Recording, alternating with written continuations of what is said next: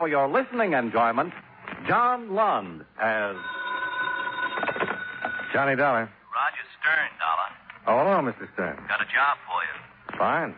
Our company insures a Mr. Barney Rico. Oh, I know that name. Used to be pretty big in the rackets, wasn't he? Yeah, for the past 7 years, he's been Mr. 8 number 1 citizen.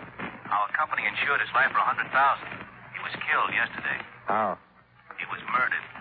See Lieutenant Briggs at the 7th Precinct. He'll give you the details. Right. Briggs is an old friend. When can you leave? As soon as I pack a bag.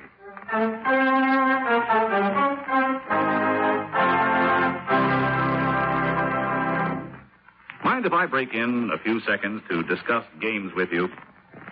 How many of you, when you were youngsters, ever tried to escape from the world of reality by playing cowboys and Indians or cops and robbers? Today's youngsters have added 2 more professions to the world of make-believe: spacemen and G-men. And speaking of G-men, do you know where that name came from? Actually, it was used about 20 years ago by gangsters to describe members of our Federal Bureau of Investigation as part of the Department of Justice, and acts as a kind of detective agency whose duty it is to track down those who break our federal laws. The FBI also does counterintelligence work in ferreting out spies and saboteurs. And here's an amazing fact about our FBI men. Despite the extreme dangers of their work, it wasn't until some 20 years ago that they were given the authority to carry guns. With no other weapons than courage, resourcefulness, and determination, they had to track down and apprehend dangerous racketeers and spies. Today, however, you will find that the typical FBI agent may be a lawyer, accountant, or specialist in some other profession, but thoroughly trained in scientific police methods and handy with any type of weapon.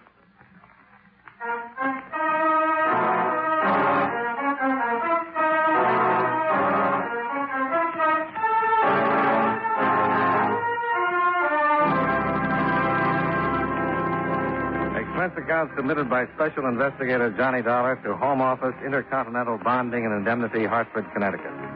The following is an accounting of expenditures during my investigation of the Gino Gambona matter. Expense account item 1, $24.98, train fare and incidentals between Hartford and New York City. I arrived at Grand Central, went directly to the hotel where I registered and called Lieutenant Arthur Briggs. I caught him on his way to lunch. He agreed to meet me in a small restaurant across from the precinct. Well, good to see you again, Johnny. Oh, good to see you, Art. It's been a long time. Investigating the Rico killing, huh? Yeah. Why don't we order, and then you can tell me about it. Well, I know what I want. This is corned beef day. Good corned beef, real lean. Oh, that sounds fine. Nancy? I'll be right there, Art. How much is Rico insured for? $100,000. The brother's the beneficiary. Uh-huh. Any idea who killed him? No, not yet. It's always tough when a guy's been in a racket, even if he's gone straight for a while. He used to be with the Gambona outfit, wasn't he? Yeah, you know how that Hi, might. Art. Well, hello, beautiful. Corned beef? Yeah, 2. Coffee? Yeah, Johnny? Yeah, coffee. 2 beef, 2 coffee, salad or soup. Just the corned beef for me. Yeah, I don't want the sound of the soup. Sir, you putting on weight? You kidding? No, you're getting a little... I'm on a diet. You kidding? Well, just ask. I don't mind. Gee, that's going to make all the difference in the world. I still love All a big fat me? Gee. He's cute. Yeah, sure is. Well, getting back to Rico. As I was saying, I'm sure you know it. Any time a guy like Rico gets killed, it's tough to come up with the answer. Could be any one of a dozen guys he was in the rackets with. You remember him at all? Yeah, he was the one who testified against Gambona. That's right. His testimony sent Gambona back to Sicily. Could have been any one of Gambona's mob. It's just been waiting for the chance. I don't know whether you remember or not, but at the trial, Gambona made it plenty clear that he'd get Rico sooner or later. What's happened to Gambona? He's still in Sicily. Rico did pretty well for himself after he went straight. Yeah, he did fine. Opened a string of barber shops, built himself a nice home. The brother's name is Dave. Yeah, he manages the shop. What did he have to say? Well, he's scared stiff. He didn't have anything to do with sending Gambona to Sicily, but he was in the outfit and pulled out when his brother did. He's in a panic. He hasn't got any idea who killed Barney? Well, if he does, he isn't saying, and I can't say I blame him. Well, after lunch, I think I'll have a talk with Dave. He's probably at the main shop or at home. Here you are. Whoa, thanks. Beautiful. Lean enough for you? Looks great. Well, I'm glad something around here hasn't got too much fat on it.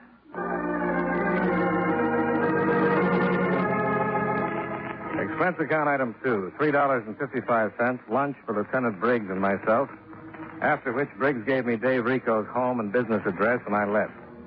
Expense account item 3, $1.45, cab fare to Dave Rico's home, where I talked with his wife. She informed me that her husband hadn't returned from work yet and suggested I go to the main barber shop of the Rico chain.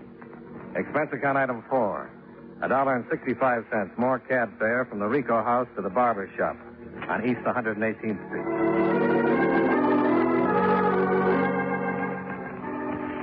It was after 6 when I arrived, and the shop was closed. The interior was dark, except for a light coming from a back room. I knocked on the door and waited. I was about to leave when I saw the figure of a man stagger into the darkened shop from the lighted back room. He stood for a moment framed in the doorway, one hand clutching his stomach. I banged on the door again and watched as the man pushed himself away from the door jamb and started across the shop. Halfway to the front door, he slumped to the floor and lay still. I stepped back, kicked the glass out near the door lock, reached in and opened the door. But by the time I got to the man's side, he was dying in a hurry. Call doctor, please. Yeah, sure. Who did it? No. Gambona.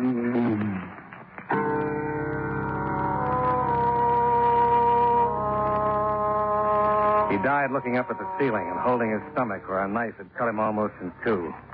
It was Dave Rico, and he named Gambona as his killer. I called Lieutenant Briggs. Gambona? That's what he said. I asked him who did it, and he said Gambona. Well, that's crazy. Why? Gino Gambona's in Sicily. You sure? Well, sure, I'm sure. Authorities over there keep a close check. Maybe he meant Gambona's mob. A lot of them still around. Or wouldn't he know them? Yeah, he'd know them. But he said Gambona. Well, I'll get a cable off to the authorities in Sicily. In the meantime, what if Gambona is in town? If he is, he's going to have a hard time getting back out. But a lot of people would hide him. I'll start checking right away. See you, Johnny.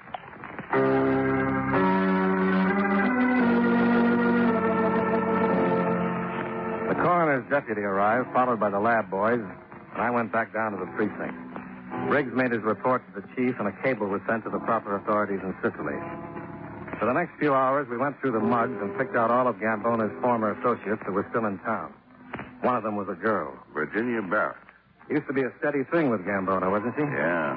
She's been a good girl, though. Got a job and stayed out of trouble. Well, worth checking. She sings. Not very good, but the joint she sings in doesn't expect anything great. Where is it? It's over on 34th Street. I've been in it a couple of times. What's the name of the place? Something Den. Pirates Den, yeah. You going to be busy for a while? Yeah, you want to say hello to Jimmy? Yeah, I thought I might. Well, let me know how you make out. Sure. If I run into Gambona, I'll give him a regard. Do that.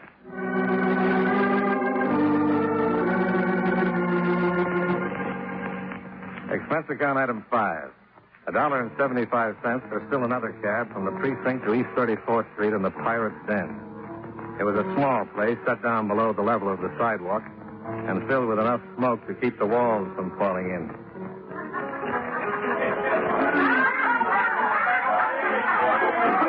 I found a table near the back of the room and gave my order to a swollen-eyed waiter that looked like he'd been mixing salad on his apron. When I told him I'd like to talk to Virginia Barrett, he gave me a long look and then wandered off through the smoke.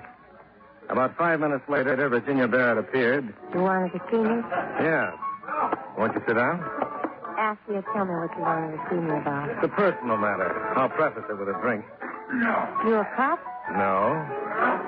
I'm thirsty, but I'm even more inquisitive. Heard from Gino Gambona lately? Who are you? Johnny Dollar? Should I know you? No. What'll you have to drink? Right. Now, what's all this about Gino Gambona? Have you seen him lately? You kidding? I'll say it another way. Have you seen him lately? Look, Gino got sent to Sicily a long time ago. I haven't been out of New York since the day I was born. Okay. But have you seen him lately? Look, mister, I just told you. I haven't seen Gino since the day he waved goodbye from Pier 47. I don't think I want to talk to you anymore. You read about Barney Rico getting killed the other day? Dave Rico was killed this evening. That's too bad. Before Dave died, he named Gambona. You knew the Rico boys, didn't you? A long time ago. Now you'll have to excuse me. I go on in a minute. I'll wait. Okay, but don't hold your breath. She walked away looking worried and disappeared through a door on the opposite side of the room. I took a beat, then got up and crossed the room to the door and entered. On the other side, I found a small, dimly lit hall, and a rather large, muscle-bound man walked toward me. You looking for something? Yeah. I think you got the wrong few. I'm looking for Miss Barrett. Look in the other room. I have. Try again. Where'd Virginia Barrett go? She's probably in her dressing room, but that doesn't make any difference to you. Oh, you're wrong. Now turn around and walk back in that room while you got the strength left. Get out of my way. It's like that, huh? Exactly. Okay.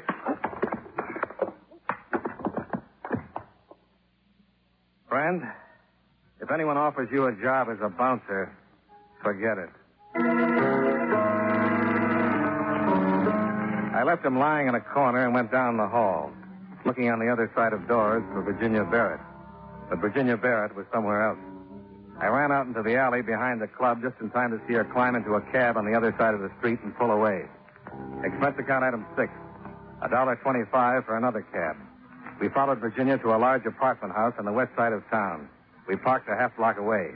I watched her go in, then I followed. I went up the front steps of the building and looked at the mailboxes. Virginia Barrett's apartment was 203, but the front door had a night latch on it.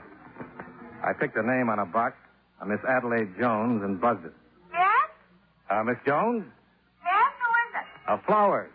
Flowers? From the Ashley florist. Flowers? The gentleman wanted them delivered immediately.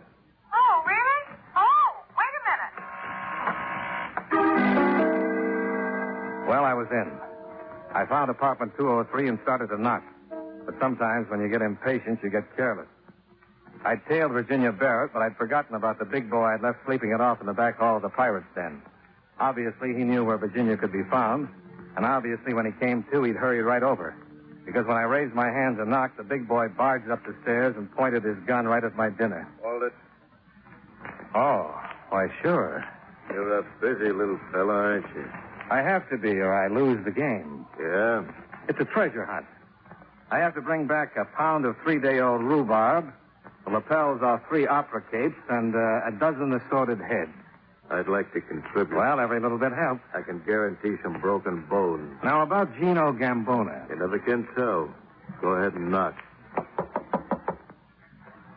Who is it? Marco. Well, good evening. What's he doing here? Go on, get in there. Found him in the hall. Gave me some trouble over at the club. He says he's not a cop. Who is it? That guy I was telling you about. Marco's with him. Well, what? That's about all I can come up with. Your name's Dollar? Yeah. You know me? Yeah. Your name is Gino Gambona.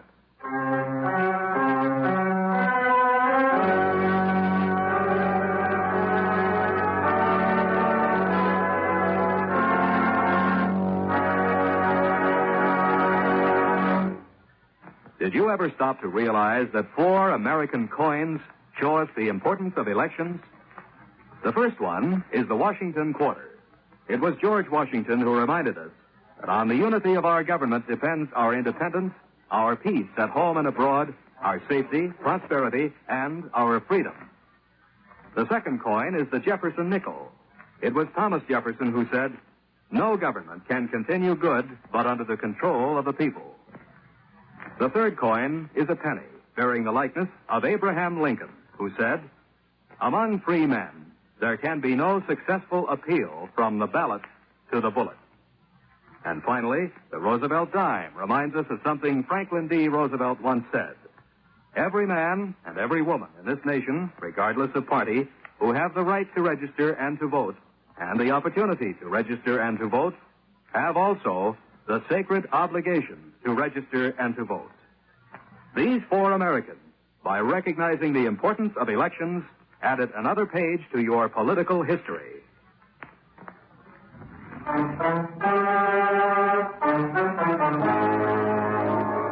And now, with our star, John Lund, we bring you the second act of yours truly, Johnny Dollar.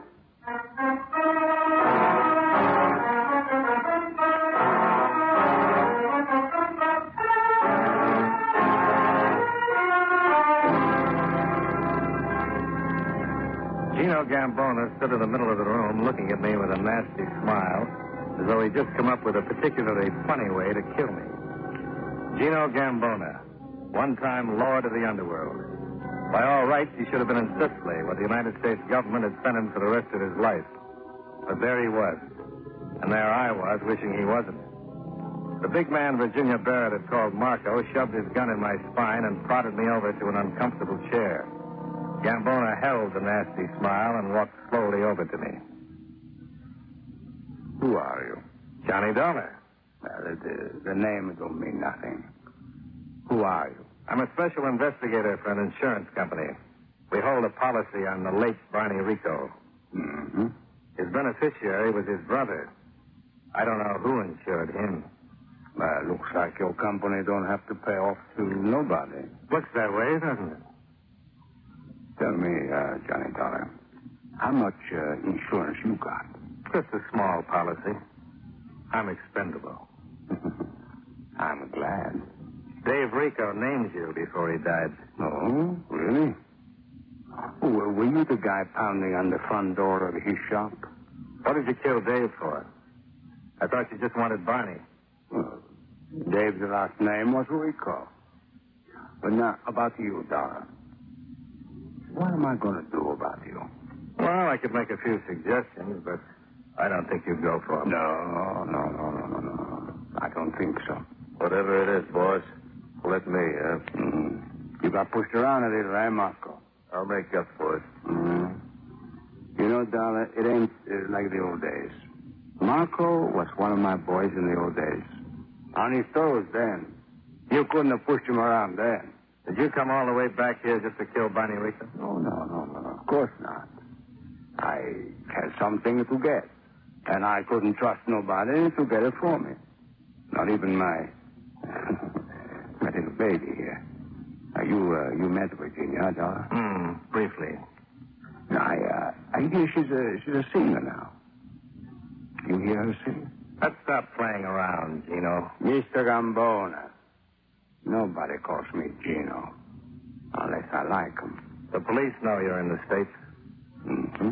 They sent a cable to Sicily. But they ain't going to find out nothing that way. I got it all fixed. By the time they really go looking for me, I'll be back like I never left. And who's going to say they saw me here? Barney Rico? Dave Rico? You? Gino, let's get this over with. Yeah. Okay, Marco. Cool this bum off. Take him for a drive down by the river.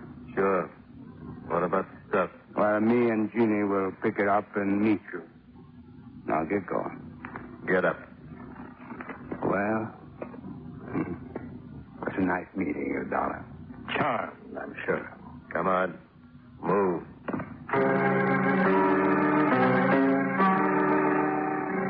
Marco followed me out of the room, and we started down the stairs.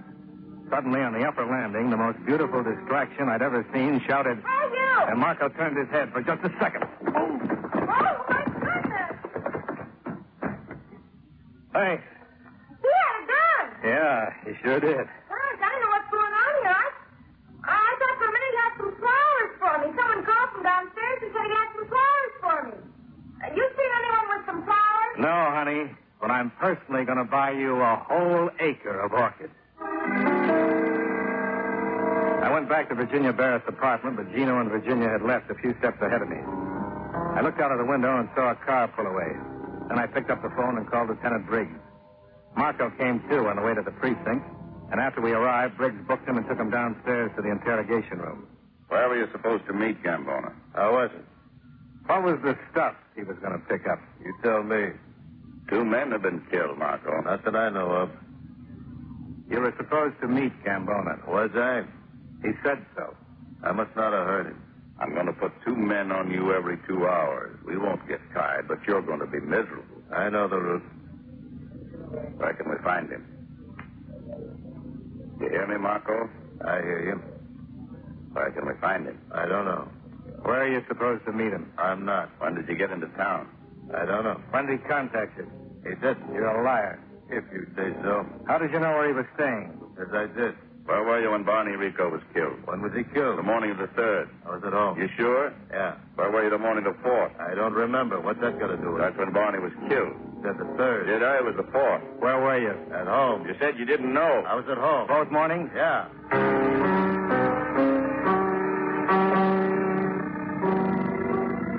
Cigarette? Yeah, thanks. Marco? Yeah. Know anyone who can prove you were home the morning of the 4th? No. Where were you this evening? When this evening? All evening.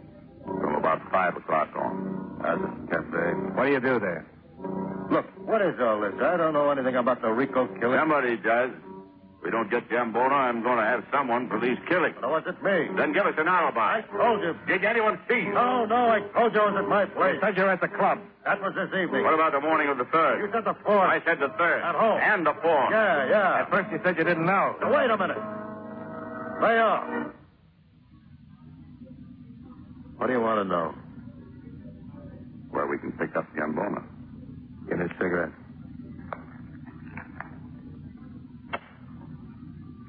Where were you supposed to meet him?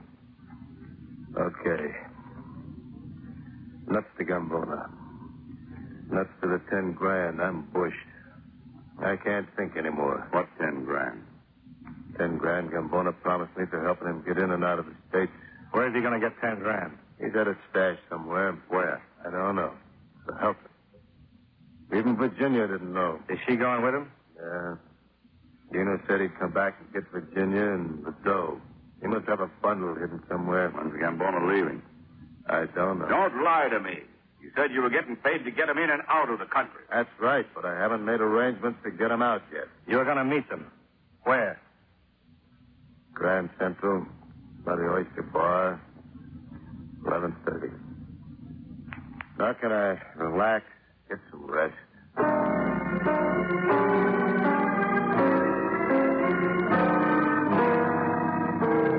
We got to the Oyster Bar in 10 minutes, and Briggs had stakeouts placed around the entire area. At 11:30, Virginia Barrett and Gino Gambona failed to show. We waited for another hour. Mr. William James, report to the information desk. Mr. William James. Wait till I get back to Marco. Well, the only reason he'd lie is to give Gambona and the girl enough time to get away. Well, they'll never make it. I've got everything covered. Marco's job was to get them out. If he thinks they've got a chance to make it, he must have already made the arrangements. Yeah, but what kind? Well, we can forget about planes. Take a pretty big ship to go that far. What about some obscure boat? Yeah, that could be it. Big payoff to the captain. Look, we can figure Gambona got here within the last week. He couldn't afford to be gone too long from Sicily. He told me he's got it fixed that nobody will miss him, but he couldn't be gone too long. Take him 2 weeks both ways by boat. Yeah. He must have planned it to arrive here, get the money and his girl, take care of the Ricos, and get out fast. Let's check the boats that arrived from Italy and Sicily in the last 2 or 3 days and see if one of them is sailing tonight. Right.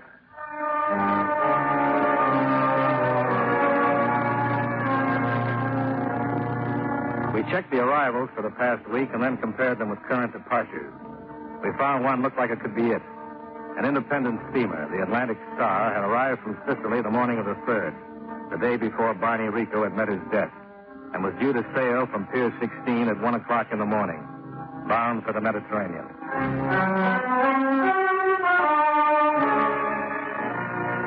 We piled into a squad car and arrived at Pier 16 at 12:50, where we identified ourselves to the gangway watch and were directed to the captain on the bridge of the Atlantic Star.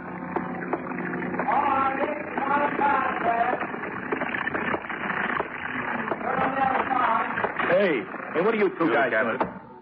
Yeah, what do you want? Police, you're under arrest. For what? Where are Gino Gambona and Virginia Barrett? Who? Your boat's surrounded. You might as well tell us. Stateroom B. But right now he's probably in the galley. What's he doing there? That's the way he signed on. Cook. Does pretty good at it, too.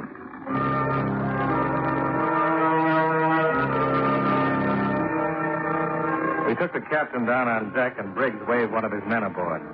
The captain was taken off quietly, and Briggs and I moved on to stateroom B. Who is it? Marco! Well, you sure could... Ow! Let go of me! Take your hands off me! Now, calm down, Jenny. One yell out of you, and I'll fix it so you don't get to sing with the prison band.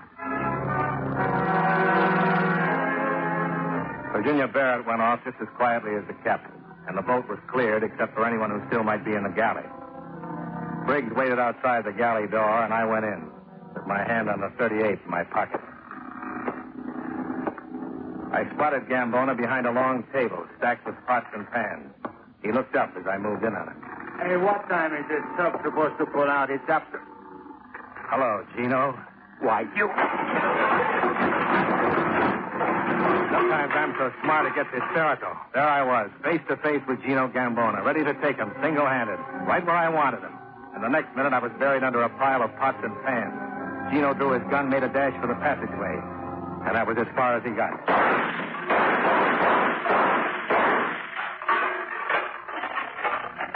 Johnny? What? Here, give me your hand.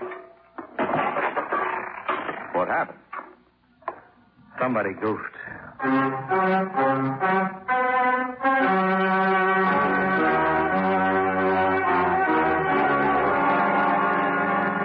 Gambona was dead. Virginia Barrett and Marco, full name Marco Dandoy, got 5 to 10 years for their parts in the crime.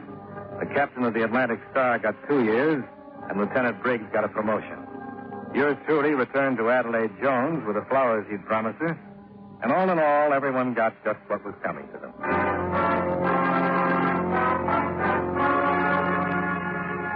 Expense account item 7, $52.88 hotel bill.